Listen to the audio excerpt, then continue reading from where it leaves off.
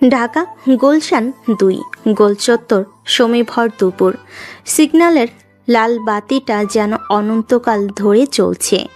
ঢাকার রাস্তায় আটকে থাকা গাড়িগুলোর মতো সময়টাও যেন স্থবির হয়ে গেছে। সিরিয়াসলি নিশা, আমি জ্যামে বসে বসে আক্ষরিক অর্থেই সিদ্ধ হয়ে যাচ্ছি। মনে হচ্ছে যেন কেউ ঢাকার সব গাড়ি এনে এই এক রাস্তার মোড়ে ফেলে দিয়ে গেছে। আমার গাড়ির এসিটাও যেন এই গরমের সাথে আর পেরে উঠছে না। Welcome to Dhaka my dear.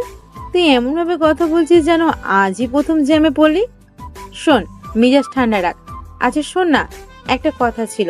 কালকের পার্টির জন্য আমি যে ড্রেসটা অর্ডার করেছিলাম ওটা চলে এসেছে। জাস্ট ওয়াও, তুই দেখলে পাগল হয়ে যাবি। গ্রেট, তুই তোর ড্রেস নিয়ে এক্সাইটেড থাক, আর আমি এখানে বসে গাড়ির হর্ন শুনতে থাকি।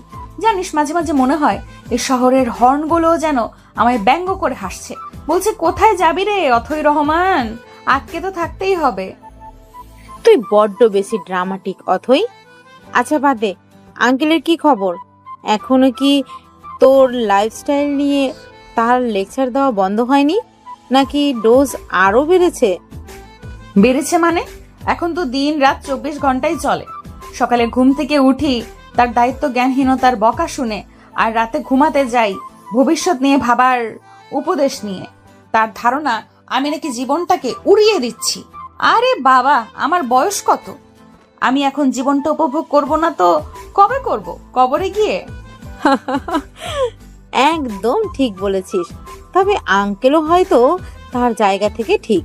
তুই যেভাবে বন্ধু বান্ধবদের জন্য অকাতরে খরচ করিস, যেভাবে হুটহাট প্ল্যান করে দেশের বাইরে চলে যাস, বাবা হিসেবে চিন্তা তো হবেই। এটা চিন্তা নয় নিশা, এটাকে বলে কন্ট্রোল করা। উনি চান আমি তার হাতের পুতুল হয়ে থাকি।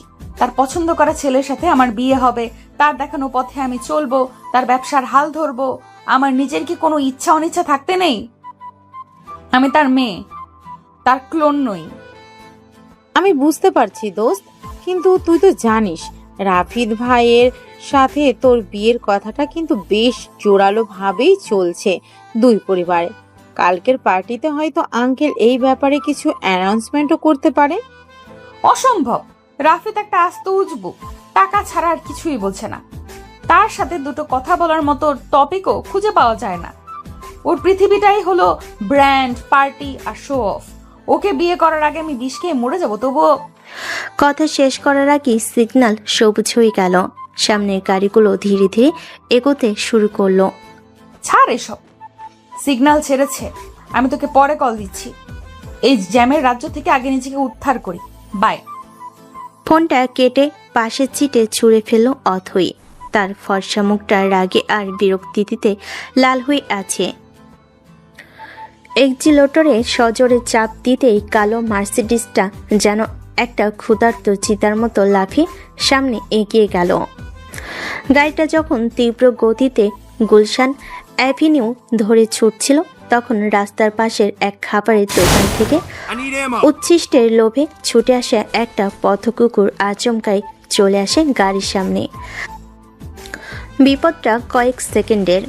অথই সজোরে স্টিয়ারিংটা বাম দিকে মোচড় দিল। বিকট টায়ার ঘষার শব্দে পথচারীরা চমকে তাকালো। গাড়িটা নিয়ন্ত্রণ হারিয়ে ফুটপাতের দিকে চলে গেল, যেখানে এক মধ্যবয়সী লোক সাইকেলে করে ধীরে সুস্থে যাচ্ছিলেন। লোকটার চোখে ভয়ে বিস্ফোরিত। মৃত্যু নিশ্চিত জেনে হয়তো চোখ বন্ধ করে ফেলেছিলেন তিনি, কিন্তু ঠিক শেষ মুহূর্তে যেন মাটি খুঁড়ে উদয় হলো কেউ। ছাইরঙ্গা টি শার্ট পরা এক যুবক ঝড়ে বেগে লোকটাকে সাইকেলে সহ টেনে একপাশে সরিয়ে নিল, কিন্তু নিচে সরার সময় পেল না।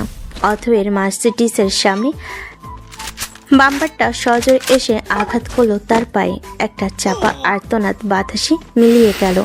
মুহূর্তের মধ্যেই চারপাশে একটা ছোটখাটো ভিড় জমে গেল। অথই রাগে কাঁপতে কাঁপতে গাড়ি থেকে নামলো। তার প্রথম নজর পড়ল গাড়ির বাম্পারে লাগা পিচ্ছিল দাগটার দিকে। What the hell is wrong with you? চোখ কি বাসায় রেখে রাস্তায় বেরিয়েছেন নাকি? মরার জন্য আমার গাড়িটাই খুঁজে পেয়েছিলেন? রাস্তার মাঝখানে এটা কি গরুর হাট পেয়েছেন যে যেদিকে খুশি চলে আসবেন? জিদান তখন পায়ের অসহ্য যন্ত্রণা চেপে কোনো মতে উঠে দাঁড়ানোর চেষ্টা করছে। তার ছেঁড়া জিন্সের ফাঁক দিয়ে রক্ত গড়িয়ে পড়ছে। সে ফুটপাতের গ্রিল ধরে নিজেকে সামনে নিল, তারপর শান্ত চোখে তাকালো অথয়ের দিকে। মেয়েটার চোখে মুখে কোনো উদ্বেগ বা অনুশোচনার লেশ মাত্র নেই। আমার জন্য চিন্তা করার আগে নিজের গাড়ির চিন্তাটা করুন ম্যাডাম। দেখুন কি সুন্দর একটা দাগ লাগিয়ে দিলাম আপনার মসৃণ সৌন্দর্যে। ইস, খুব খারাপ লাগছে আমার। নতুন গাড়ি মনে হচ্ছে। জিদানের এমন অপ্রত্যাশিত শান্ত ও বিদ্রুপাত্মক উত্তরে অথই যেন আরো বেশি জ্বলে উঠল। সে ভেবেছিল ছেলেটা এখন হয় কাঁদবে, নয়তো ক্ষতিপূরণের জন্য পায়ে পড়বে। Shut up. সাহস যে আমার সাথে মুখে মুখে তর্ক করছিস? এই তুই জানিস আমি কে? তোর মতো 10টা লোককে আমি কিনে আনার বেচে দিতে পারি। একটা সামান্য রাস্তার লোক হয়ে আমার গাড়ির সামনে এসেছিস, আবার আমার সাথে গলাবাজি করছিস। আপনি কে সেটা জানার আগ্রহ আমার বিন্দুমাত্র নেই ম্যাডাম, কিন্তু আপনি যে একজন মানুষ নন, নিছকই টাকার অহংকারে অন্ধ হয়ে যাওয়া একটা পুতুল, সেটা আপনার কথাতেই স্পষ্ট। আর রাস্তার লোক বলছেন, এই রাস্তাটায় আপনার যতটা অধিকার আমারও ঠিক ততটাই। আপনার বাবা নিশ্চয়ই পুরো ঢাকা শহরটা কিনে নেননি। ভিড়ের মধ্য থেকে কেউ একজন ফিসফিস করে বলল, ছেলেটা তো ঠিক কথাই বলছে। অথয়ের কান পর্যন্ত কথাটা পৌঁছাতে তার কান গরম হয়ে গেল। তো সাহস তো কম না, তুই আমাকে সভ্যতা শেখাবি? হ্যাঁ, অ্যাক্সিডেন্ট করেছিস তুই, আর তোর করছিস আমার। একটা সাইকেলওয়ালাকে বাঁচাতে আমার এত দামি গাড়ি এই হাল করেছিস, তার জন্য তোর তো আমার পা ছুঁয়ে যাওয়া উচিত। প্রথমত, অ্যাক্সিডেন্ট আমি করিনি, আপনার বেপরোয়া ড্রাইভিং করেছে। দ্বিতীয়ত, আমি কোনো সাইকেলওয়ালাকে বাঁচাতে যাইনি, একজন বাবাকে বাঁচাতে গিয়েছিলাম, যিনি হয়তো এই সাইকেল চালিয়েই তার পরিবারের জন্য রুটি রুজি আয় করেন। আপনার কাছে হয়তো এই গাড়ির বাম্পারটা অনেক দামি, কিন্তু ওই লোকটার কাছে তার জীবনের দাম তার থেকেও অনেক বেশি। নাকি আপনার কাছে জীবনের দামও গাড়ির সিসি দিয়ে মাপা হয়? হো, তাহলে এখন ফিলোসফি ছাড়া হচ্ছে? বাহ, বেশ তো। তোদের মতো ফকিরদের মুখে আবার বড় বড় কথা। আমি জানি তোদের আসল মতলবটা কি। বড় গাড়ি দেখলেই হলো, ইচ্ছে করে সামনে এসে ঝাঁপিয়ে পড়বি, তারপর দুটো পয়সার জন্য নাটক করবি। বল, কত টাকা চাই তোর? তোর এই ভাঙা পায়ের দাম কত বল? অথয়ের কথায় জিদানের শান্ত মুখটা এক মুহূর্তের জন্য কঠিন হয়ে উঠল। তার চোখের দৃষ্টি তীক্ষ্ণ হয়ে উঠল। টাকা? আপনি সবকিছু টাকা দিয়ে বিচার করেন, তাই না? ভালোবাসা, সম্মান, জীবন সবকিছুই আপনার কাছে টাকার অঙ্কে মাপা। কিন্তু জেনে রাখুন ম্যাডাম, পৃথিবীতে এমন কিছু জিনিস আছে যা আপনার বাবার ব্যাংকের সমস্ত টাকা দিয়েও কেনা যায় না। তার মধ্যে একটা হলো আত্মসম্মান। আত্মসম্মান? হ্যাঁ, তোর মতো একটা রাস্তার ছেলের আবার আত্মসম্মান? লেকচার রাখ তোর, আমার সময় নষ্ট করিস না। এই নে তোর আত্মসম্মানের দাম। এই বলে অথই তার ভ্যানিটি ব্যাগ থেকে এক গোছা 500 টাকার নোট বের করে তার ছেলের সাথে জিদানের মুখের উপর ছুঁড়ে মারল। নোটগুলো প্রজাপতির মতো উঠতে উঠতে জিদানের পায়ে আর রাস্তার ধুলোয় লুটোপুটি খেতে লাগলো। এই দৃশ্য দেখে ভিড়ের মধ্যে থাকা সবাই ছিছি করে উঠল। জিদান এক দৃষ্টিতে পায়ের কাছে পড়ে থাকা টাকাগুলোর দিকে তাকিয়ে রইল, তারপর খুব ধীরে ধীরে ঠোঁট তুলে অথয়ের দিকে তাকালো। তার ঠোঁটের কোণে আবার ফিরে এসেছে সেই অদ্ভুত হাসিটা। আপনার মতো সুন্দরীর হাতে আহত হওয়াটাও হয়তো এক ধরনের সৌভাগ্য, কিন্তু আজ বুঝলাম আপনার মতো সুন্দরীর মনের সংস্পর্শে আসাটা তার থেকেও বড় দুর্ভাগ্য। আপনার রূপটা বাইরের, ভেতরটা এই রাস্তার ধুলোর চেয়েও নোংরা। জিদানের শেষ কথাটা যেন একটা চাবুকের মতো অথয়ের আত্মসম্মানে আঘাত করলো। এই প্রথম কেউ তার মুখের উপর এমন কথা বলার সাহস করলো। টাকাগুলো রাস্তাতেই পড়ে থাকে ম্যাডাম, কুকুরটাকেও তো বাঁচাতে পারলেন না। হয়তো কোনো ক্ষুধার্ত মানুষের পেট ভরবে, আপনার পাপের বোঝা তাতে যদি কিছুটা কমে। অথই আর এক মুহূর্ত দাঁড়াতে পারল না। অপমানের রাগে তার সারা শরীর কাঁপছে। সে প্রায় দৌড়ে গিয়ে নিজের গাড়িতে উঠল। টায়ারের তীব্র আর্তনাদ তুলে সে ঝড়ের বেগে গাড়িটা নিয়ে চলে গেল, যেন নিজের পরাজয়ের কাছ থেকে পালাচ্ছে। জিদান একদৃষ্টে মিলিয়ে যাওয়া গাড়িটার দিকে তাকিয়ে রইল। তারপর পায়ের কাছে পড়ে থাকা টাকাগুলো খুব যত্ন করে তুলে নিল। যে সাইকেলওয়ালা লোকটাকে বাঁচিয়েছিল সে এতক্ষণ ভয়ে একপাশে দাঁড়িয়ে কাঁদছিল। জিদান তার কাছে এগিয়ে গেল। চাচা, আপনি ঠিক আছেন তো? ভয় পাবেন না, যা হওয়ার হয়ে গেছে। বাবা, তুমি আজ আমার জান বাঁচিয়েছো। আল্লাহ তোমার মঙ্গল করুক। ওই অহংকারী মাইয়াটা তোমার কত কথা শোনাইলো, আমার খুব খারাপ লাগছে বাবা। বাদ দিন তো চাচা, বড় লোকদের কথা গায়ে মাখতে নেই। এই নিন, এই টাকাটা আপনি রাখুন। জিদান পুরো টাকার গোছাটা লোকটার হাতে গুঁজে দিল। লোকটার বিস্ময়ে আর কৃতজ্ঞতায় অবাক হয়ে গেল। এ কি করলা বাবা? এটা তো তোমার চিকিৎসার টাকা। আমার চিকিৎসা আমি করিয়ে নিতে পারবো চাচা। আপনি এই টাকা দিয়ে আপনার ছেলে মেয়ের জন্য কিছু কিনে নিয়ে যাবেন। যান, সাবধানে বাড়ি ফিরে যান। লোকটার চোখে জল উপেক্ষা করে জিদান একবার খুঁড়িয়ে খুঁড়িয়ে ভিড় ঠেলে এগিয়ে গেল। তার মুখটা নির্বিকার, কিন্তু চোখ দুটো অসম্ভব গভীর, যেন এইমাত্র ঘটে যাওয়া ঘটনাটা তার জীবনে কোনো আচরিক কাটাতে পারেনি। কিন্তু সত্যি কি তাই, নাকি এটা ছিল এক নতুন ঝড়ের পূর্ব আভাস, যেটা কেবল সময়ই বলতে পারবি?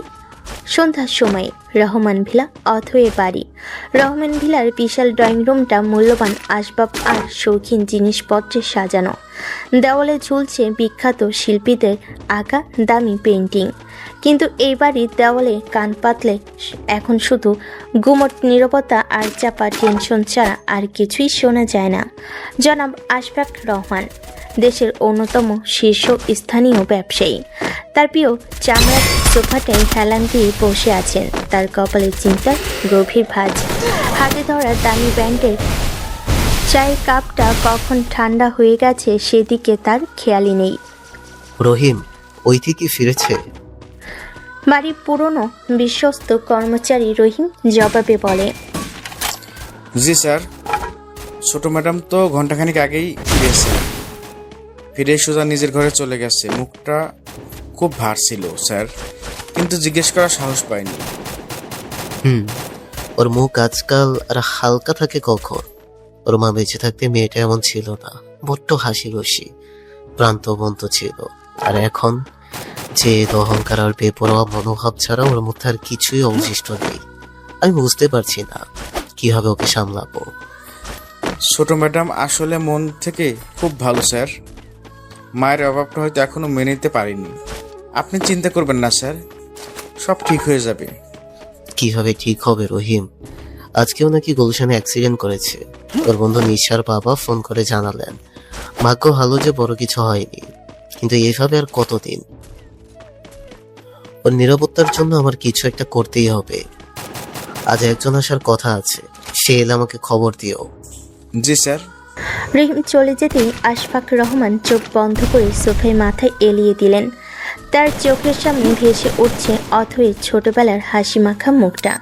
ঠিক সেই মুহূর্তেই ঝড়ের মতো ড্রয়িং রুমে প্রবেশ করলো অথয়। তার পরনে তখনও দিনের পোশাক, চুলগুলো অগোছালো, মুখটার আগে থমথমে। বাবা, তোমার সাথে আমার কথা আছে। বসো মা, আমি তোমার কথাই ভাবছিলাম। শরীর ঠিক আছে তো? শুনলাম আজ। আমি একদম ঠিক আছি। আর তুমি যার কাছ থেকে যাই শুনে থাকো তার কোনোটাই সত্যি নয়। দোষটা আমার ছিল না। একটা অসভ্য ছোট লোক আমার গাড়ির সামনে এসে পড়েছিল, সেই ইচ্ছে করে ঝামেলাটা পাকিয়েছে। ওইটি, আমি তোমার বাবা, আমাকে অন্তত সত্যিটা বলো। নিশার বাবা বললেন তুমি নাকি লোকটাকে টাকা দিয়ে অপমান করে এসেছো, এটা কি সত্যি? অপমান? আমি অপমান করছি? বাবা, তুমি সিচুয়েশনটা বুঝতে পারছো না। লোকটা একটা আস্ত বাটপার। সে ইচ্ছে করে তার পায়ের ক্ষতি করেছে যাতে আমার কাছ থেকে টাকা আদায় করতে পারে।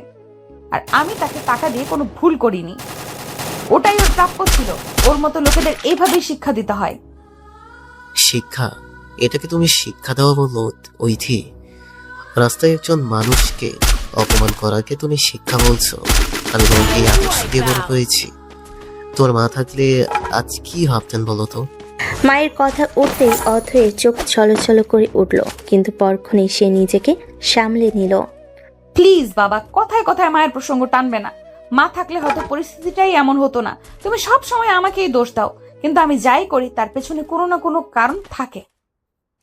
কারণ? কি কারণ ওইথি?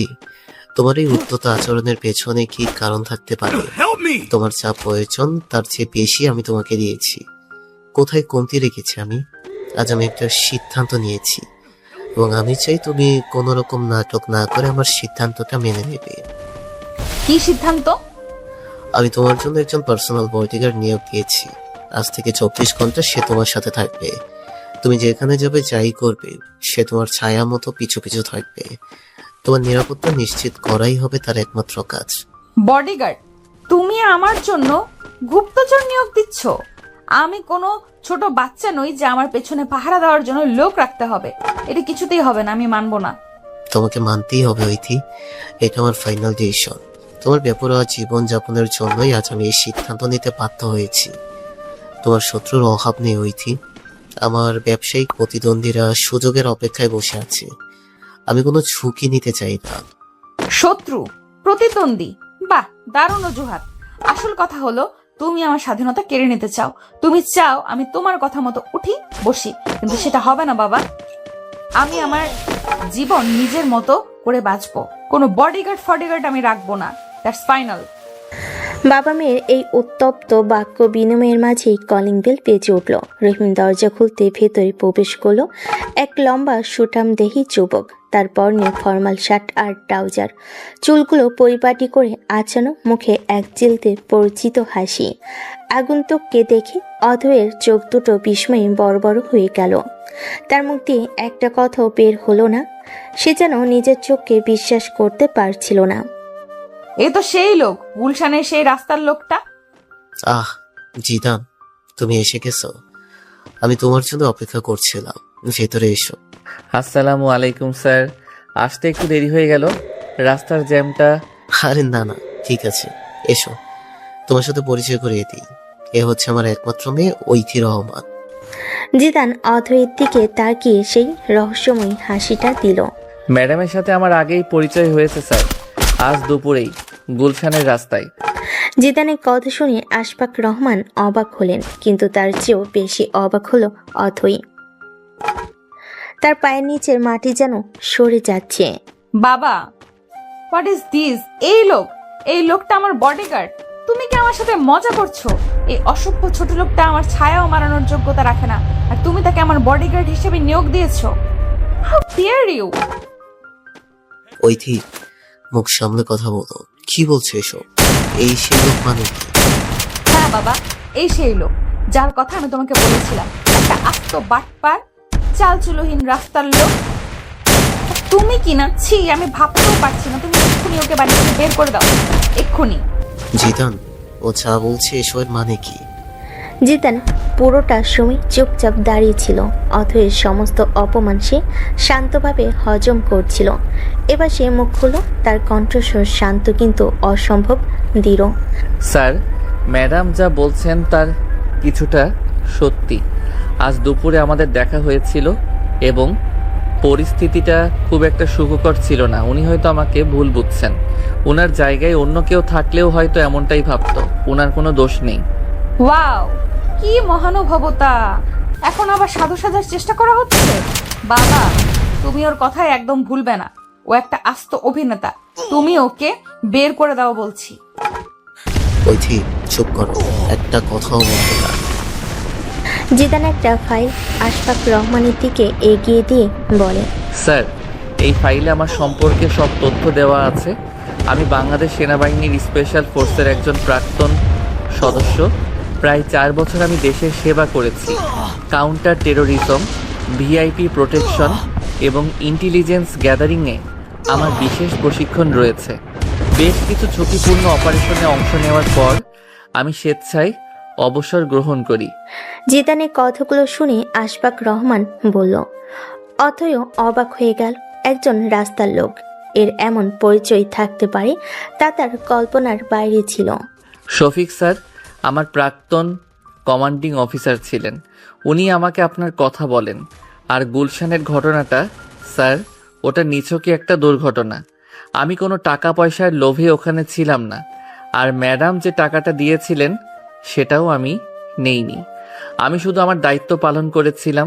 জিদানের প্রতিটি কথা ছিল স্পষ্ট এবং আত্মবিশ্বাসী। তার মধ্যে কোনো জড়তা বা মিথ্যার লেশমাত্র ছিল না। আশফাক রহমান ফাইলটা খুলে দেখতে লাগলেন। সেখানে জিদানের ছবি সহ সমস্ত প্রশংসাপত্র এবং দলিল দেওয়া আছে। তিনি ফাইল থেকে মুখ তুলে বললেন, আই এম ইমপ্রেসড জিদান, তোমার প্রোফাইল সত্যি অসাধারণ। ওইথি, আমি দুঃখিত মা, তুমি না জানি ওকে অপমান করেছো। তোমার ওর কাছে ক্ষমা চাওয়া উচিত। ক্ষমা? আমি এই লোকটার কাছে? নেভার। বাবা, তুমি কি ওর কথাগুলো বিশ্বাস করছো? এগুলো সব বানানো গল্প। ও একটা ফ্রড। ও নিশ্চয়ই কোনোভাবে মেজর আঙ্কেলকে পটিয়েছে। আমি ওকে এক মুহূর্তের জন্য আমার আশেপাশে সহ্য করব না। যথেষ্ট হয়েছে ওইথি, আমি আমার সিদ্ধান্ত জানিয়ে দিয়েছি। জিদানই তোমার বডিগার্ড হিসেবে থাকবে, এটাই ফাইনাল। তোমার যদি খুব বেশি সমস্যা হয় তাহলে তুমি এই বাড়িতে থাকতে পারো, কিন্তু তোমার সব ধরনের পার্টি, ঘোরাঘুরি, ক্রেডিট কার্ড সবকিছু বন্ধ। এবার তুমি সিদ্ধান্ত নাও, তুমি কি করবে। বাবার কাছ থেকে এমন চরমপত্র পেয়ে অতই স্তব্ধ হয়ে গেল। সে বুঝতে পারল সে এবার সত্যি কোণঠাসা হয়ে পড়েছে। সে একবার তার বাবার কঠিন মুখের দিকে, আরেকবার জিদানের শান্ত অবিচল মুখের দিকে তাকালো। জিদানের ঠোঁটের কোণে তখনও লেগে আছে সেই রহস্যময়ী হাসিটা, যা অথয়ের বিরক্তিকে যেন আরো কয়েকগুণ বাড়িয়ে দিচ্ছে। ঠিক আছে, তোমার যা ইচ্ছে তাই করো, কিন্তু একটা কথা মনে রেখো বাবা, তুমি আমাকে জোর করে ওর অধীনে রাখতে পারবে, কিন্তু আমার মনটাকে কোনোদিনও ওর জন্য নরম করতে পারবে না। ও আমার বডিগার্ড হতে পারে, কিন্তু আমার সম্মান কোনোদিনও পাবে না। আমার চোখেও সারা জীবন একটা রাস্তার লোকই থেকে যাবে। এই বলে অথই আর এক মুহূর্ত না দাঁড়িয়ে হনহন করে সিঁড়ি বেয়ে নিজের ঘরের দিকে চলে গেল। তার যাওয়ার পথের দিকে তাকিয়ে রইলেন আশফাক রহমান। ড্রয়িং রুমে নেমে এলো এক অস্বস্তিকর নীরবতা। আম সরি জিদান, আমার মেয়ের ব্যবহারের জন্য আমি লজ্জিত। এতে লজ্জিত হওয়ার কিছু নেই স্যার। আগুনকে ঘি থেকে দূরে রাখতে চাইলে আগুন তো একটু ছটফট করবেই। ম্যাডামের রাগটা স্বাভাবিক। আমাকে শুধু একটু সময় দিন। আমি কথা দিচ্ছি, আমি আমার দায়িত্বে কোনো অবহেলা করব না। ওনার নিরাপত্তা আমার কাছে সবার আগে। জিদানের আত্মবিশ্বাসী কথা আশফাক রহমান কিছুটা ভরসা খুঁজে পেলেন, কিন্তু তিনি জানতেন না এই আপাতত শান্ত পরিস্থিতিটা আসলে এক নতুন এবং আরও জটিল ঝড়ের পূর্ব আভাস মাত্র। অতই আর জিদানের এই অপ্রত্যাশিত সাক্ষাৎ তাদের দুজনের জীবনকে এক নতুন পথে ঠেলে দিতে চলেছে। সেখান থেকে ফেরার কোনো উপায় হয়তো আর থাকবে না। পরের দিন রাতে রেডিসন ব্লু হোটেলের জমকালো হলরুমের ভেতরটা যেন এক টুকরো আকাশ। উপলক্ষ জনাব আশফাক রহমানের ব্যবসায়িক পার্টনারের ছেলে রাফিদ চৌধুরীর বাগদান। অতই একটা দামি নীল গাউন পরে এসেছে। তার মুখে একটা মেয়ে কি হাসি লাগানো, কিন্তু চোখ দুটো বারবার খুঁজে ফিরছে পালিয়ে যাওয়ার পথ। তার কয়েক হাত দূরে একটা পিলারের পাশে ছায়ার মতো দাঁড়িয়ে আছে জিদান। তার পরনে কালো স্যুট, তীক্ষ্ণ দৃষ্টি ঘুরে বেড়াচ্ছে হলরুমের প্রতিটি কোণায়। নিশা অথয়ের কানে কাছে মুখ এনে বলে, কি রে, তুই এমন ভাবে দাঁড়িয়ে আছিস কেন? তোকে কেউ জোর করে এখানে দাঁড় করিয়ে রেখেছে? আর তোর ওই বডিগার্ড তোকে যেভাবে চোখে চোখে রাখছে দেখে মনে হচ্ছে তুই কোনো দাগি আসামি। প্লিজ নিশা, ওর কথা বলে আমার মেজাজটা আরো খারাপ করিস না। বাবা জোর করে ওকে আমার সাথে পাঠিয়েছে, বলেছে আমার সম্মান বাঁচাতে চাইলে ওকে নিয়ে যাও। দেখেছিস অবস্থা, আমার নিজের কোনো প্রাইভেসি রইল না। মনে হচ্ছে গলায় একটা অদৃশ্য শেকল পরিয়ে দিয়েছে। কিন্তু লোকটা দেখতে তো একেবারে সিনেমার হিরোদের মতো। Seriously Othoi, tall, dark and handsome, আর ওই অ্যাটিটিউড, পুরো অ্যাংরি ইয়ং ম্যান। অনেক মেয়ে কিন্তু তোর দেখে হিংসায় জ্বলে যাচ্ছে। হিরো ছাই, ও একটা রাস্তার লোক ছাড়া আর কিছুই না। স্যুট পরলেই জেন্টলম্যান হওয়া যায় না নিশা। ওর ভেতরের অসভ্যতাটা আমি নিজের চোখে দেখেছি। আর বয়স কতই বা হবে, আমার চেয়েও ছোট মনে হয়। আমার পেছনে আমার চেয়ে ছোট একটা ছেলেকে পাহারা দেওয়ার জন্য লাগানো হয়েছে। ভাবা যায় কি লজ্জার ব্যাপার। অথই আর চোখে একবার জিদানের দিকে তাকালো। জিদানের দৃষ্টি তখন অন্যদিকে। সে দুজন সন্দেহজনক লোককে লক্ষ্য করছিল, যারা অনেকক্ষণ ধরে অথয়ের দিকে তাকিয়ে নিজেদের মধ্যে কথা বলছে। রাফিদ হাতে ড্রিঙ্কের গ্লাস নিয়ে এগিয়ে এসে বলে, এ অত ইউ আর লুকিং গাইস, নীল রংটা তোমাকে দারুণ মানিয়েছে, যেন নীল পরি। Thank you Rafid, congratulations. Thanks, but আমার কংগ্রাচুলেশনটা তো আমি তোমাকে বলবো। আঙ্কেল তো আমাদের বিয়ের ব্যাপারে। রাফিদ প্লিজ, আজ তোমার এঙ্গেজমেন্ট, এইসব কথা এখন থাক। Enjoy your party. অথই রাফিদের কাছ থেকে সরে এসে হলের এক কোণে চলে গেল। তার দম বন্ধ হয়ে আসছিল। এই লোক দেখানো জৌলুস, এই মেকি সম্পর্কগুলো তাকে ক্লান্ত করে দিচ্ছিল। সে বেলকনির দিকে এগিয়ে গেল একটু তাজা বাতাসের জন্য। জিদানো নিঃশব্দে তাকে অনুসরণ করলো। আমার কি একা থাকারও কোনো অধিকার নেই, নাকি বাথরুমে গেলেও তুমি দরজার বাইরে দাঁড়িয়ে থাকবে?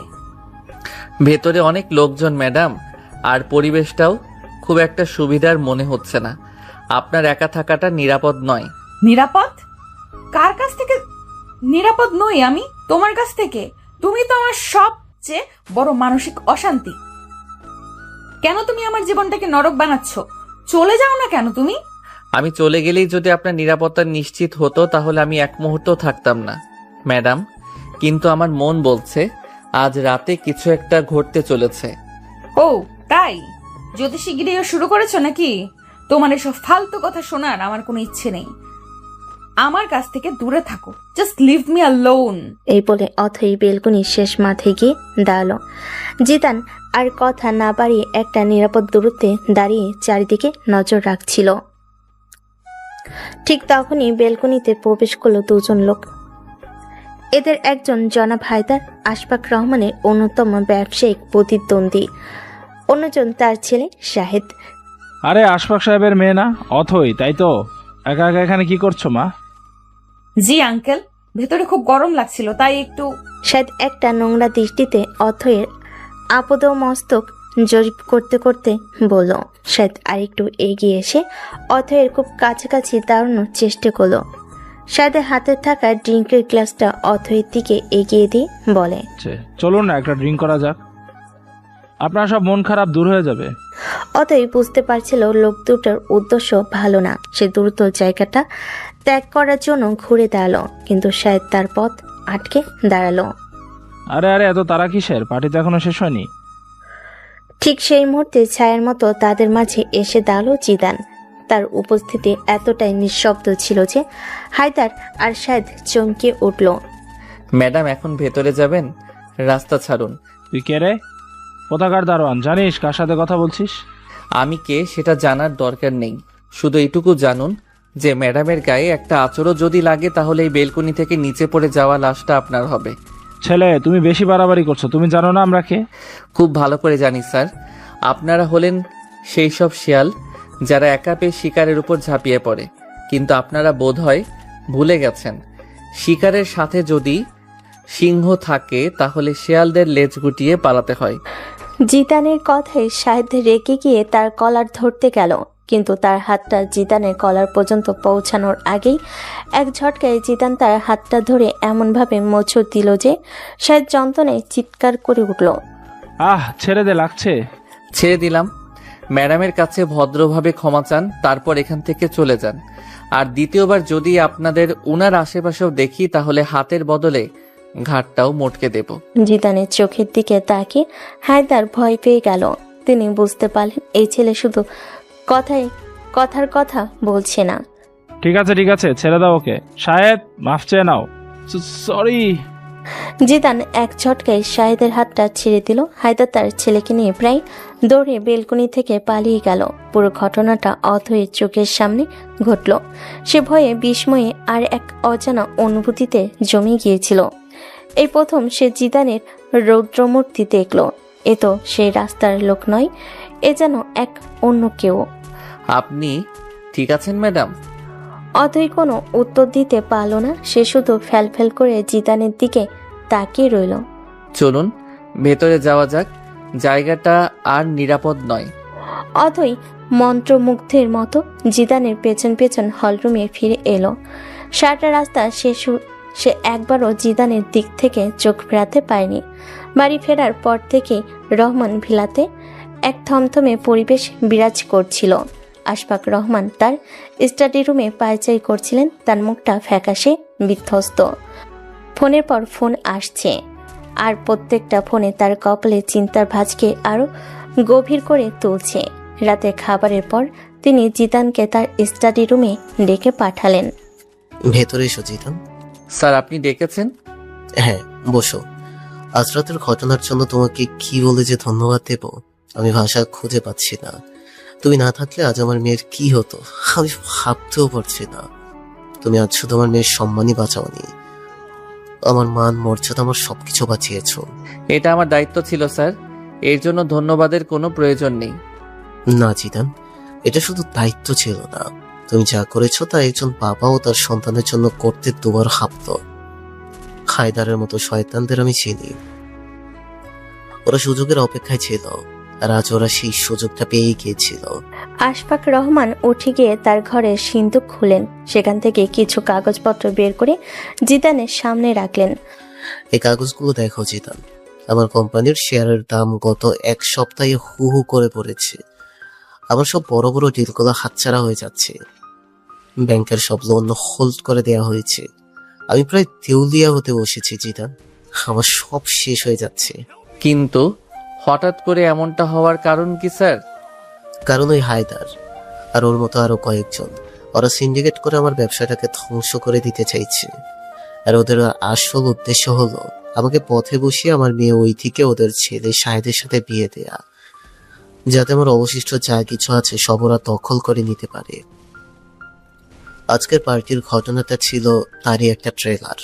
কথাগুলো বলতে বলতে আশফাক রহমানের গলা ধরে এলো। একজন প্রভাবশালী ব্যবসায়ীর এই অসহায় রূপ দেখে জিদানও বিচলিত হলো।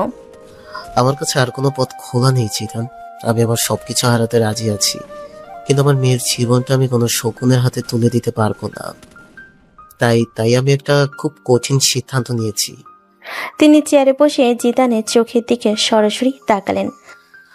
আমি চাই তুমি আমার মেয়েকে নিকাহ করো। প্রস্তাবটা যেন একটা বোমার মতো ফাটলো। জিদান বিস্ময়ে হতবাক হয়ে গেল। সে নিজের কানকে বিশ্বাস করতে পারছিল না। স্যার আপনি কি বলছেন এসব? আমি অথই ম্যাডামকে, এটা কিভাবে সম্ভব? সম্ভব জিদান, তোমাকে এটা সম্ভব করতে হবে। আমি জানি এটা তোমার জন্য খুব কঠিন। তুমি হয়তো ভাবছো আমি আমার বিপদ তোমার ঘাড়ে চাপিয়ে দিচ্ছি, কিন্তু বিশ্বাস করো, এই মুহূর্তে তোমাকে আমার সবচেয়ে বিশ্বস্ত এবং নিরাপদ আশ্রয় বলে মনে হচ্ছে। ঐতিহ্যের যদি একবার বিয়ে হয়ে যায়, তাহলে হায়দারের মতো লোকেরা আর ওকে নিয়ে কোনো ষড়যন্ত্র করতে পারবে না। আইনে হবে ওদের সব পথ বন্ধ হয়ে যাবে। কিন্তু স্যার, ম্যাডাম কি এটা মেনে নেবেন? উনি তো আমাকে সহ্যই করতে পারেন না। আর তাছাড়া আমি ওনার চেয়ে বয়সে ছোট। আমার বয়স 24 আর ম্যাডামের 25। সমাজ কি বলবে? উনি কি তার চেয়ে ছোট একটা ছেলেকে স্বামী হিসেবে মেনে নিতে পারবেন? সমাজের কথা আমি ভাবছি না চিতান, আমি শুধু আমার মেয়ের নিরাপত্তার কথা ভাবছি। আর বয়সের এই সামান্য পার্থক্যটা কোনো ব্যাপারই না। আমি ওকে বোঝাবো, প্রয়োজনে আমি ওকে বাধ্য করব, কিন্তু তোমাকে রাজি হতে হবে জিতা, প্লিজ। আমার এই উপকারটা তোমাকে করতেই হবে। তুমি যা চাইবে আমি তোমাকে তাই দেব।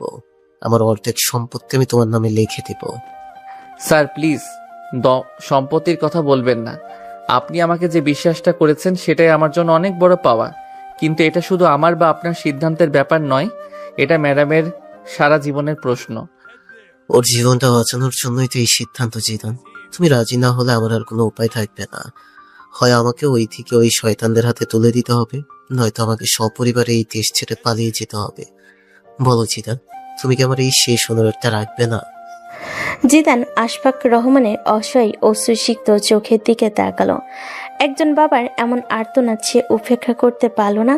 তার চোখের সামনে ভেসে উঠল অথয়ের ভীত সন্ত্রস্ত মুখটা। সে একটা দীর্ঘশ্বাস পেল। আমি রাজি স্যার। জিদানের সম্মতিতে আশফাক রহমান যেন প্রাণ ফিরে পেলেন। তিনি দ্রুত উঠে গিয়ে অথৈকে ডেকে আনার জন্য লোক পাঠালেন। কিছুক্ষণ পর অথৈ স্টাডি রুমে প্রবেশ করলো, তার মুখে বিরক্তি। এক্সকিউজ মি, বাবা এত রাতে আবার কি হলো? আমার ঘুম পাচ্ছে। ঘরে জিদানকে দেখে তার বিরক্তি আরো বেড়ে গেল। ও এখানে কি করছে? বসো ইথি, তোমার সাথে আমার খুব জরুরি কথা আছে। বাবার গলার স্বর শুনে অথৈ কিছুটা অবাক হলো। সে একটা চেয়ারে বসলো। আমি একটা সিদ্ধান্ত নিয়েছি, আজ রাতে এই বাড়িতে তোমার বিয়ে হবে। বিয়ে? এত রাতে? কার সাথে? রাফিদের সাথে? না, জিদানের সাথে। কথাটি শোনার সাথে সাথে অথয়ের পৃথিবীটা যেন দুলে উঠল। সে কয়েক মুহূর্ত কোনো কথাই বলতে পারল না। তারপর অবিশ্বাসের হাসি হাসলো। খুব ভালো জোকস বাবা, আমি প্রায় বিশ্বাসই করে ফেলেছিলাম। এখন বলো আসল ব্যাপারটা কি? এটা কোনো জোকস নয় ইথি, আমি যা বলছি সত্যি বলছি। আমি কাজীকে ফোন করে দিয়েছি, তিনি কিছুক্ষণের মধ্যেই এসে পড়বেন। এবার অথয়ের হাসি মিলিয়ে গেল, তার মুখটা ফ্যাকাশে হয়ে গেল। সে তার বাবার দিকে, তারপর জিদানের দিকে তাকালো। তোমার মাথা ঠিক আছে বাবা? তুমি কি বলছো? তুমি নিজে বুঝতে পারছো তুমি আমার বিয়ে দিবে এই লোকটার সাথে, তোমার বাড়ির একজন কর্মচারীর সাথে? ও কর্মচারী নয় ইথি, ও আজ তোমার জীবন বাঁচিয়েছে। জীবন বাঁচিয়েছে তার মানে এই নয় যে আমি ওকে বিয়ে করে নেব। তুমি পাগল হয়ে গেছো বাবা, সত্যিই পাগল হয়ে গেছো। আর এই যে তুমি, ও তোকে তুমি করেও বলা যাবে না। তোর সাহস কত বড় যে তুই আমার বাবাকে সব আবল তাবল বোঝানোর চেষ্টা করেছিস? কত টাকা খেয়েছিস তুই আমার বাবার কাছ থেকে? বল। ম্যাডাম, আপনি আবার ভুল বুঝছেন। চুপ, একটাও কথা বলবি না। তোর মুখেও আমি কিছু শুনতে চাই না। অথয় আবার তার বাবার দিকে ফিরল, তার চোখ দিয়ে জল গড়িয়ে পড়ছে। প্লিজ বাবা, আমার সাথে এমনটা করো না। ও আমার চেয়ে ছোট। তুমি কি চাও লোকে আমাকে নিয়ে হাসাহাসি করুক, সবাই বলুক অথৈ রহমান আর কাউকে না পেয়ে নিজের চেয়ে ছোট নিজের বডিগার্ডকে বিয়ে করেছে? আমি অপমান সহ্য করতে পারবো না বাবা, আমি মরে যাব। বেঁচে থাকার জন্য এই বিয়েটা প্রয়োজন মা। পরিস্থিতি কতটা জটিল তুমি কিছুই জানো না।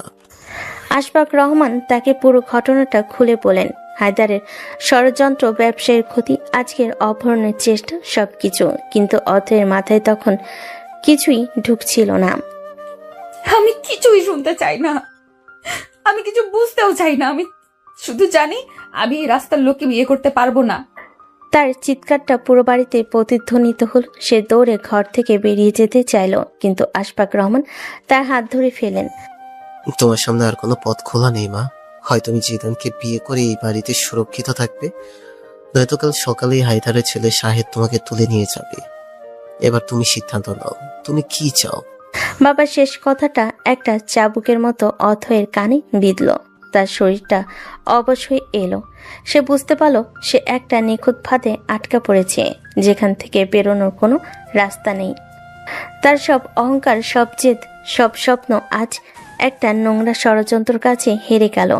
সে কান্নায় ভেঙে পড়ে মেঝেতে বসে রইল। জিদান স্থির দৃষ্টিতে তাকিয়ে রইল। তার মুখে কোনো অনুভূতি ফুটে উঠল না, কিন্তু তার ভেতরটা হয়তো এই অসহায় মেয়েটির জন্য দুমড়ে মুচড়ে যাচ্ছিল। নিয়তির এক অদ্ভুত খেলায় আজ রাতটা তাদের দুজনের জীবনের মোড় চিরদিনের জন্য ঘুরিয়ে দিতে চলেছে। মধ্যরাত, যেই বলা সেই কাজ। রহমান ভিলার চারিদিকে অদ্ভুত এক নীরবতা। কিছুক্ষণ আগে কাজী সাহেব কবুল শব্দটির মাধ্যমে দুটো জীবনের গতিকে এক অদৃশ্য সুতোয় বেঁধে দিয়ে গেছেন। অতএর কান্নার শব্দ এখন আর শোনা যাচ্ছে না, কিন্তু তার ঘরের বন্ধ দরজার ওপারে জমে আছে একরাশ অপমান, ঘৃণা আর অসহায়ত্ব। পুরো বাড়ির যখন ঘুমে আচ্ছন্ন, তখন আশফাক রহমান জিদানকে সাথে নিয়ে অথয়ের ঘরের সামনে এসে দাঁড়ালেন। জিদান, আমি জানি পরিস্থিতিটা খুব কঠিন, কিন্তু আজ রাতটা তোমাদের। চেষ্টা করো ওর সাথে কথা বলার। ও খুব জেদি, কিন্তু মনটা নরম। হয়তো ও তোমার কথা বুঝবে। আপনি চিন্তা করবেন না স্যার, আমি সবটা সামলে নেব।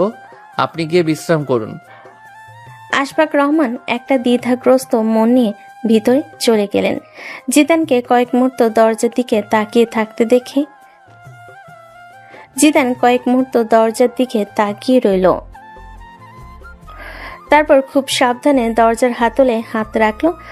দরজাটা ভেতর থেকে লক করা, সে জানতো এমনটাই হবে। সে দরজায় আলতো করে টোকা দিল। অথই, দরজাটা একটু খুলবে? ভেতর থেকে কোনো সাড়া এলো না, শুধু একটা ফুলদানি মেঝেতে আছড়ে পড়ার শব্দ পাওয়া গেল।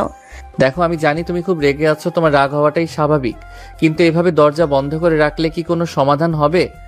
আমরা তো আর শত্রু নই। শত্রু? তুই আমার 14 গোষ্ঠীর শত্রু। তোর সাহস কি করে হয় আমার নাম ধরে ডাকার? আর কোন সাহসে তুই আমার দরজার সামনে দাঁড়িয়ে আছিস? 1 মিনিটের মধ্যে যদি তুই এখান থেকে না যাস, তাহলে আমি চিৎকার করে সারা বাড়ির লোক জড়ো করবো, বলবো আমার বডিগার্ড আমার ঘরে ঢোকার চেষ্টা করেছে। তাহলে তো খুব ভালোই হয়, সবাই জানবে নতুন জামাই তার বউয়ের ঘরে ঢোকার জন্য কতটা মরিয়া হয়ে উঠেছে। বাড়ির লোক হয়তো হাসাহাসি করবে, কিন্তু তাতে আমার কোনো লজ্জা নেই। বউ তো আমারই, তাই না? বউ? কোন মুখে তুই আমাকে বউ বলছিস ছোট লোক? তুই একটা ভাড়া করা কর্মচারী। রাস্তার টাকার জন্য তুই আমার বাবাকে ম্যানুপুলেটিভ করে এই বিয়েটা করেছিস। তুই ভাবিস না এই বিয়ের সার্টিফিকেট দেখে তুই আমার জীবনের মালিক হয়ে গেছিস। তোর জায়গা আমার পায়ের নিচে, মনে রাখিস। মালিক হওয়ার কথা তো আমি একবারও বলিনি অথই, আমি শুধু স্বামী হতে চেয়েছি। আর শোনো, তুমি এখন আমার স্ত্রী, তোমার ভালো মন্দের দায়িত্ব আমার। এই অধিকারটা কিন্তু কাজী সাহেব সাক্ষী রেখে স্বয়ং আল্লাহ আমাকে দিয়েছেন। তুমি দরজাটা খোলো, আমরা ভেতরে বসে কথা বলি। এভাবে দরজার দুপাশে দাঁড়িয়ে ঝগড়া করাটা কি খুব ভালো দেখাচ্ছে? সামনাসামনি বসে ঝগড়াটা করি। অধিকার? তুই অধিকারের কথা বলছিস?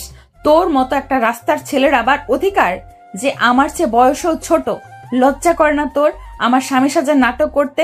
তুই তো আমার ছোট ভাইয়ের বয়সী। কোন যোগ্যতায় তুই আমার স্বামী? তোর শিক্ষাগত যোগ্যতা কি? তোর বংশ পরিচয়টা কি?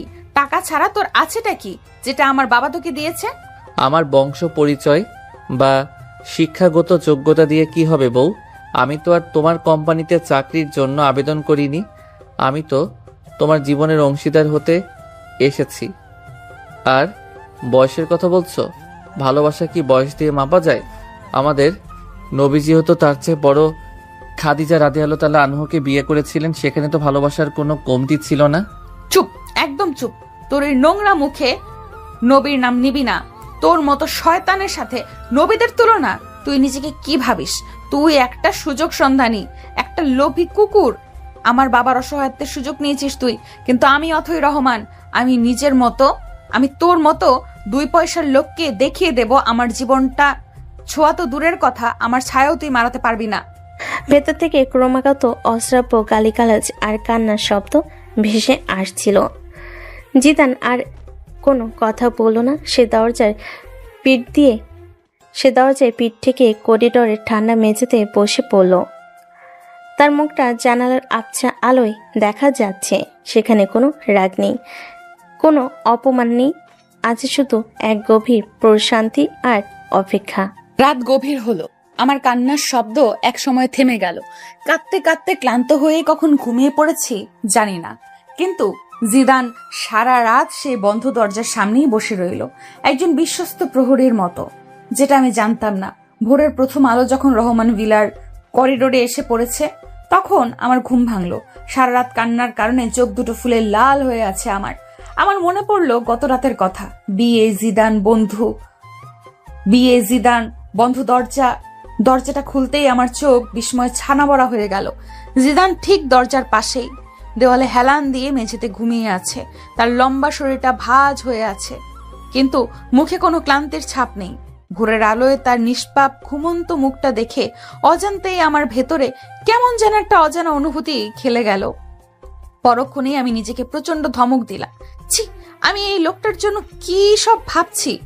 অতই জোরে দরজাটা লাগাতে যাবে, তখনই শব্দ হলো, আর সেই শব্দে জিদানের ঘুম ভেঙে গেল। সে চোখ মেলে অতইকে দেখে একটা উজ্জ্বল হাসি দিল, এমন একটা হাসি যা দেখলে যে কোনো মেয়ের মন ভালো হয়ে যেতে বাধ্য। গুড মর্নিং বউ। বাহ, তোমাকে তো সকালবেলা আরো বেশি সুন্দর লাগছে।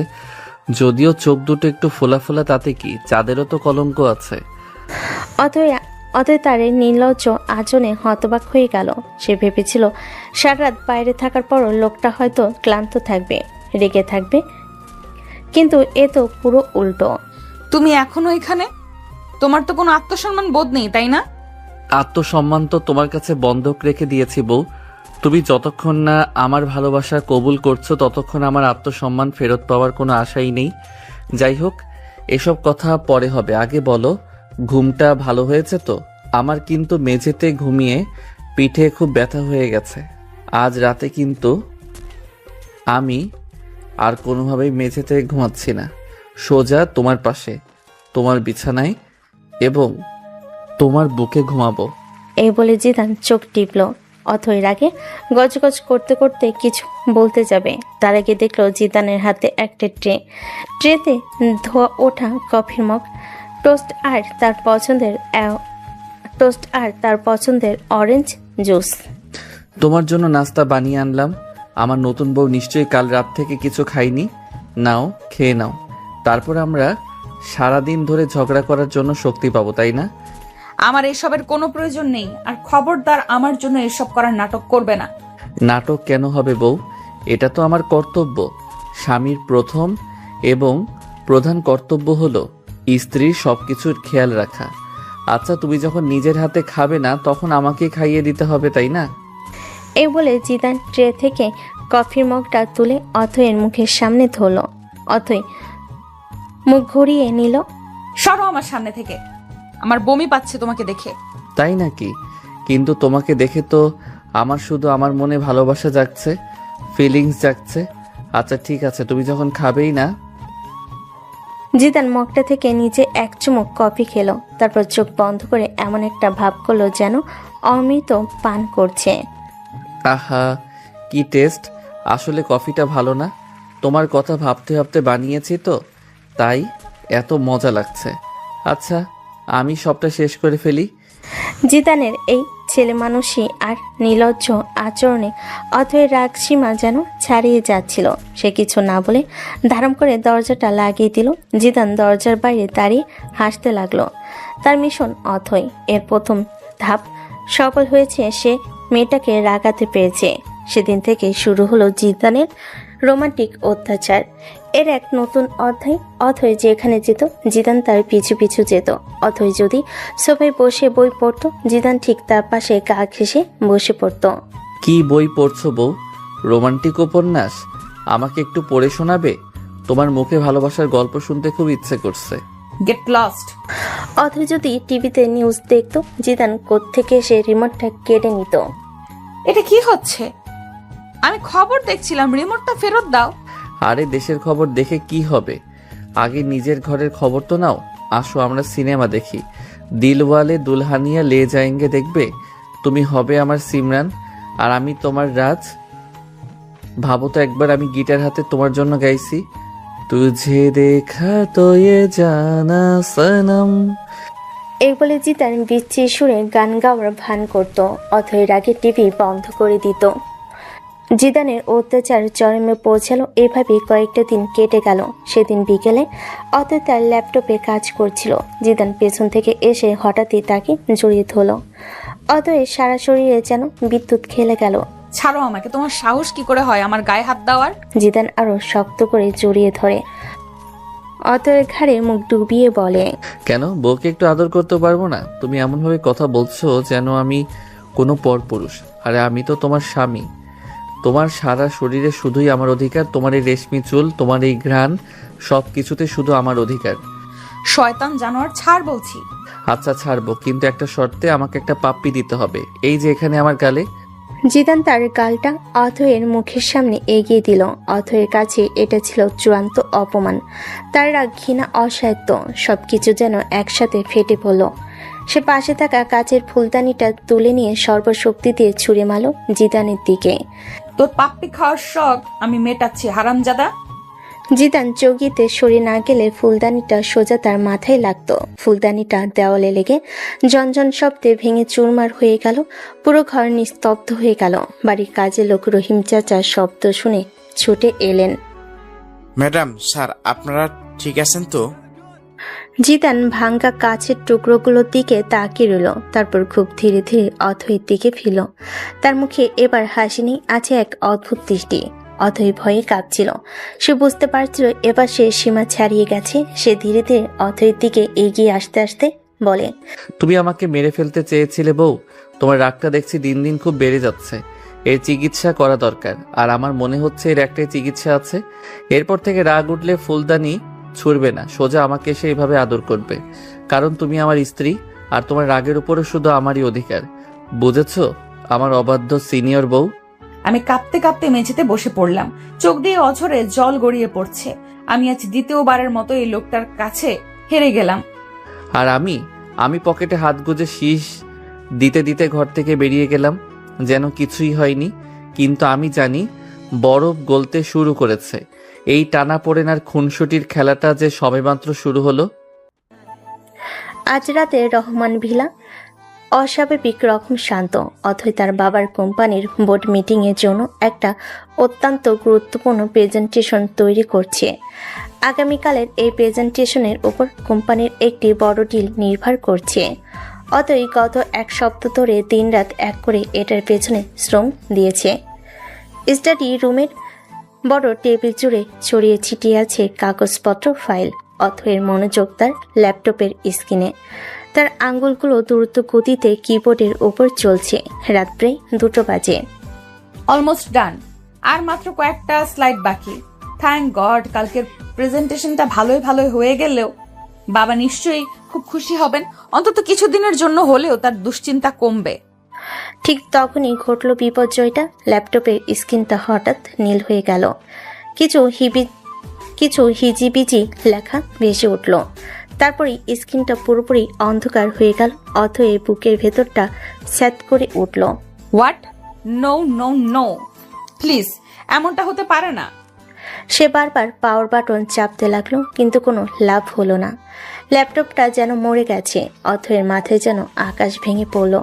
তার গত এক সপ্তাহের সমস্ত পরিশ্রম, সমস্ত ডেটা, চার্ট, গ্রাফ সব একসাথে ওই কালো স্ক্রিনটার ভেতরে বন্দি। হায় আল্লাহ, এখন কি হবে? আমি এখন কি করব? তার গলা দিয়ে স্বর বেরোচ্ছে না, চোখে পানি চলে এসেছে। অসাধ্য আর হতাশায় সে টেবিলের উপর মাথায় রেখে ফুপিয়ে কেঁদে উঠল। দরজার বাইরে করিডোরে দাঁড়িয়ে থাকা জিদান সবটাই লক্ষ্য করছিল। অথয়ের কান্নার শব্দে সে আর স্থির থাকতে পারল না। দরজায় হালকা নক করে সে ভেতরে প্রবেশ করলো। কি হয়েছে অথই, সব ঠিক আছে? সব শেষ হয়ে গেল। আমার ল্যাপটপটা ক্র্যাশ করেছে। আমার সব ডেটা, আমার পুরো প্রেজেন্টেশনটা সব নষ্ট হয়ে গেছে। কাল সকালে বোর্ড মিটিং। আমি এখন কি করব? জিদান অথয়ের কাঁধে হাত রেখে বলে, শান্ত হও, আগে কান্না থামাও, দেখি কি হয়েছে। জিদানের স্পর্শে অথই কেঁপে উঠল, কিন্তু আজ সে জিদানের হাতটা সরিয়ে দিল না। জিদান চেয়ার টেনে অথয়ের পাশে বসলো এবং ল্যাপটপটা নিজের দিকে ঘুরিয়ে নিল। কখন থেকে এমন হচ্ছে? এই তো কিছুক্ষণ আগে। আমি কাজ করছিলাম, হঠাৎ করে স্ক্রিনটা ব্লু হয়ে গেল, তারপর সব বন্ধ। Blue screen off death hardware বা সফটওয়্যার কনফ্লিক্টের কারণে এটা হয়। তুমি কি কোনো ডেটা ব্যাকআপ রেখেছিলে? না, আমি আজ রাতেই কাজ শেষ করে সব একসাথে পেন ড্রাইভে নেব ভেবেছিলাম। আমি এখন এত বড় একটা ভুল কিভাবে করলাম? ভুল মানুষেরই হয় অথই, ভেঙে পড়ো না। আমাকে একবার চেষ্টা করতে দাও, হয়তো ডেটাগুলো পুনরুদ্ধার করা গেলেও যেতে পারে। তুমি এটা ঠিক করতে পারবে? তুমি কি এসবের কাজ জানো? আগেই তো বলেছিলাম আমার আরো অনেক গুণ আছে বউ। তুমি শুধু আমার গুন্ডামিটাই দেখেছো, গুণগুলো তো এখনো দেখোনি। স্পেশাল ফোর্সে থাকার সময় আমাদের শুধু অস্ত্র চালাতেই শেখানো হতো না, টেকনিক্যাল অনেক বিষয়েও ট্রেনিং দেওয়া হতো। কোডিং, হ্যাকিং, ডেটা রিকভারি, এগুলো আমাদের সিলেবাসের অংশ ছিল। অতই অবাক হয়ে জিদানের কথা শুনছিল। এই লোকটা সম্পর্কে সে যা জানে তা যেন বিশাল বরফখণ্ডের চূড়া মাত্র। এর নিচে যে আরো কত কিছু লুকানো আছে সে আজ প্রথম টের পেল। তোমার কাছে কি একটা স্ক্রু ড্রাইভার সেট হবে? হ্যাঁ, ড্রয়ারে আছে। জিদান অত্যন্ত দক্ষতার সাথে ল্যাপটপের পেছনের অংশটা খুলতে শুরু করলো। তার আঙ্গুলগুলো খুব দ্রুত এবং নিখুঁতভাবে কাজ করছিল। অতই মন্ত্রমুগ্ধের মতো তার দিকে তাকিয়ে রইল। সেই সাথে হাত যা দিয়ে সে ফুলদানি ছুঁড়েছিল, সেই হাত যা তাকে জোর করে জড়িয়ে ধরেছিল। অথচ আজ এই হাত দুটোই তার শেষ ভরসা। যা ভেবেছিলাম তাই। র্যামে সমস্যা হয়েছে, হয়তো ওভারহিটিং এর কারণে স্লটটা নড়ে গেছে। আশা করি হার্ড ডিস্কটা ঠিক আছে। জিদান প্রায় 1 ঘন্টা ধরে বিভিন্নভাবে চেষ্টা করতে লাগলো। সে ল্যাপটপের ভিতরের বিভিন্ন পার্টস খুললো, পরিষ্কার করলো, আবার লাগালো। অথই চুপচাপ পাশে বসে কফি বানিয়ে তাকে সাহায্য করছিল। তাদের মধ্যে কোনো কথা হচ্ছিল না, কিন্তু একটা নীরব বোঝাপড়া কাজ করছিল।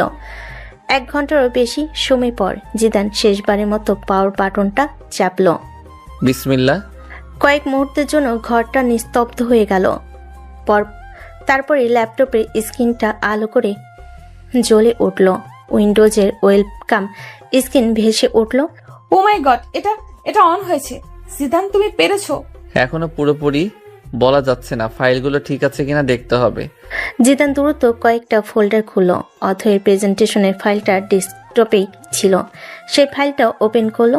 প্রতিটা স্লাইড, প্রতিটা ডেটা, প্রতিটা চার্ট, সবকিছু একেবারে অক্ষত অবস্থায় আছে।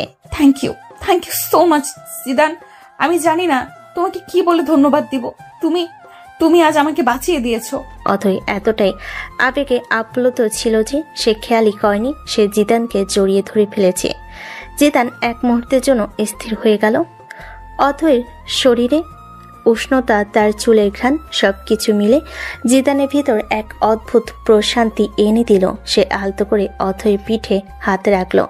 বলেছিলাম না আমি আছি।